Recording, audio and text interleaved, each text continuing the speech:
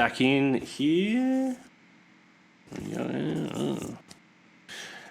And it's the Saints. Ooh, this is a good one. Gus. So a team, I suppose, not as close to your heart as other teams, but closer than most. So what have you got to say about the Saints this year? I mean, I think the Saints are quite an interesting team because, as we've sort of talked about for a long time, they still remain... they feel still like they've got a lot of B-plus talent with not a lot of A-plus talent, but I'm not quite sure. I think in Max King, Hunter Clark, Jade Gresham is apparently back and playing pretty well. There's whispers about Dan Hanbury's health. I don't know how much we can put stock in that, Tom, but there are whispers. I think if those guys, along with the obvious superstar in Jack Steele, can all play consistent footy, and Max King in particular takes the step that we all, I think that he will inevitably take eventually, whether it's this year or next year, into stardom. Now, look, they're not going to win a premiership, but they could win a final. I think they could. They won a final 2 years ago. Like, it's not any craziness at all to say that they could come out and win a final this year. I think that they had a shocking season last year with injury and just poor performance, stuff like that. I'm interested to see kind of how they structure up, what they do with Brad Hill, whether or not he's going to go to half back again and not be any good again, to put it bluntly.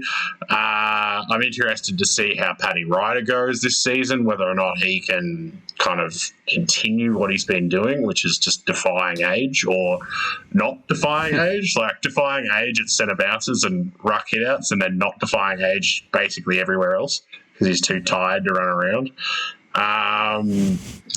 But yeah, I think this team is one of the big, could finish between 5th and 14th. You know, like they could finish. There's a big gap between St Kilda's finish in this season, I think. Absolutely, yeah. Huge gap between. I think they're kind of in a similar boat to Richmond in that they need to overtake probably maybe a couple too many sides for me to see them bursting back into the 8, and I don't think they have the top tier talent that Richmond have at their disposal to do that. I can't remember a team that has this many B graders in it. Like you look at the best 22, like the side, and it's still a pretty decent side, but that's all it is. It's just decent. You know, they got Wilkie down back, Howard, they're good players. They got, Sinclair had a really good year.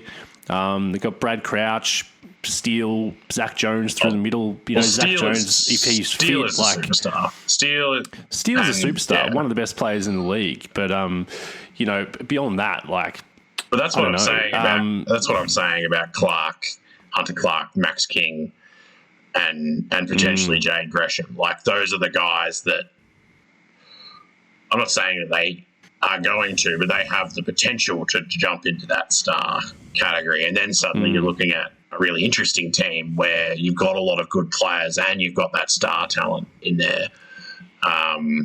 Whether or not it happens is another question, of course.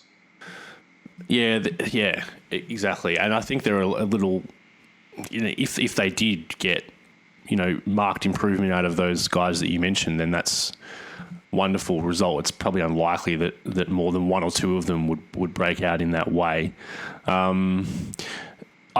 Saints are suffering because they didn't make the most of their low ladder positions that they had for a few years after their successful or relatively successful period. They should have. Like, Jack Billings is a good player. He's a very good player, but he could be. But that didn't happen. McCartan didn't happen. Even look at Caulfield and Clark, 2 picks in the top 10. They're not guns. No, Caulfield's not going to play, which is sad. And Clark, he's a good player, but he's not a gun. So I still think Hunter Clark could be a gun. I'm not giving up on Hunter Clark. He still could be, but he's not. He's not yet. Whereas Aaron Norton was picked directly. Yeah. After that. Yeah. I mean, yeah. But they just haven't. They just didn't make the most of that time down the bottom. And when you have a period down the bottom, which sucks in the first place, but then you don't capitalise on it by improving your list in a really meaningful way, then a couple of years later it comes back to you. And this is, I think, what's happened to them last year. So. Look, as we saw in 2020, they're a good enough side to, if everything goes right and it clicks, for them to play finals. And they've still got much of the same core group as they did that year. But I'm not seeing like a huge marked improvement from players that will necessarily catapult them further up the ladder than where they were in 2020. And I just don't quite see them sneaking into the 8 again this year. I think they'll be around the same mark, unfortunately. Yeah, I probably agree. I don't think that they'll make the 8. I just think that they could, which is, I mean, as I said, the variance between these guys, this team is just huge. So who knows? As I said, Max King, one of my favourite players to watch. I am excited to see what he comes out with this year. We had a source at the Carlton St Kilda practice match, Tom, and described Max King as a juggernaut this season, so look out for that.